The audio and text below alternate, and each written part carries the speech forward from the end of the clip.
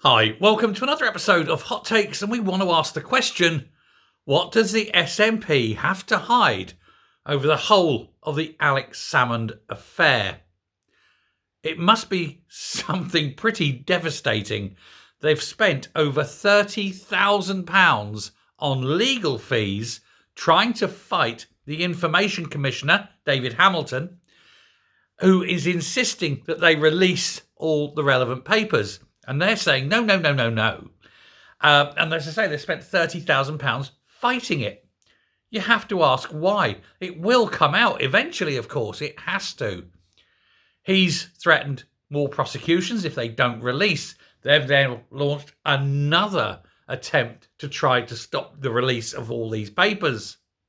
This, if you remember, is all about the failed attempt, I suppose you could say, to indict Alex Salmond for sexual shenanigans. It went to court and he won, of course. But it was all, I think most people can agree, a bit of a setup, a bit of a coup d'etat, and probably allegedly instigated by the likes of Liz Lloyd and, of course, Sturgeon. They wanted rid of Salmond. He was a thorn in their side. And, of course, all this was there, and they're trying desperately to keep this from the public. Now, Hamilton, who is, as I say, the Information Commissioner, has been frustrated at more or less every stage by the behaviour of the government, of the SNP as a party, and, worst of all, I think, by the supposedly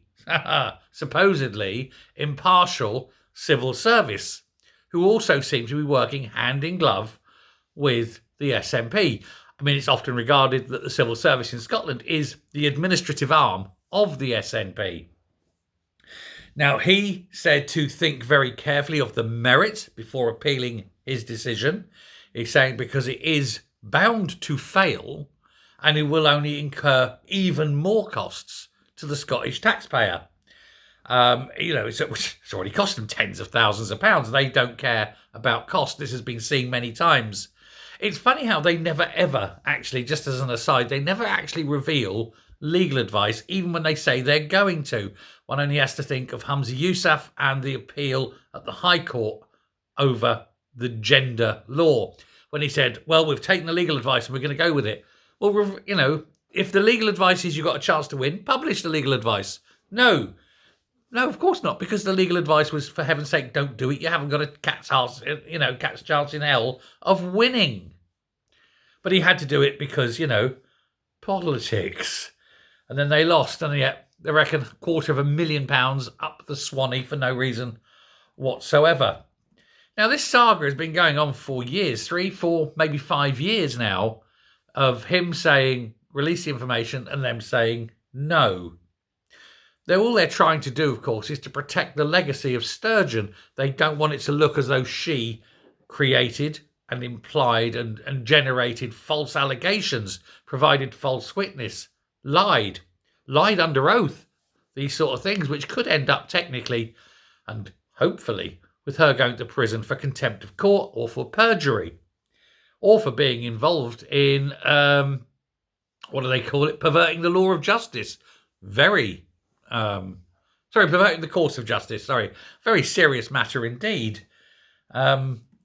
But it doesn't matter how many times they say no or they try to appeal, they cannot possibly win. They went to the court before, and the court took like 3 seconds before saying it's a bullshit argument and they've got to release it. And then they said, oh yes, but it contains information that might be embarrassing. That's the whole point, surely. But still, they fight on. Fergus Ewing, of course, is saying, look, this whole bloody edifice needs to be torn down, tell the truth and release it. And you're getting people within the SNP now demanding that this information be released. I think people who are on the periphery who are not Sturgeonites.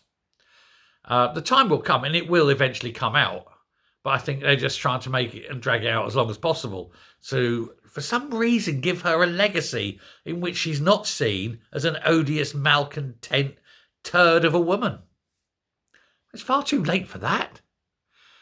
Let me know what you think in the comments, because it does improve engagement. And I'd love to hear what everyone thinks about the whole Shining debacle.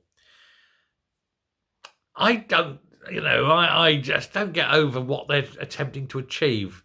They're not going to save her legacy, and Salmon was found innocent anyway. Let me know. Thanks a lot. Bye.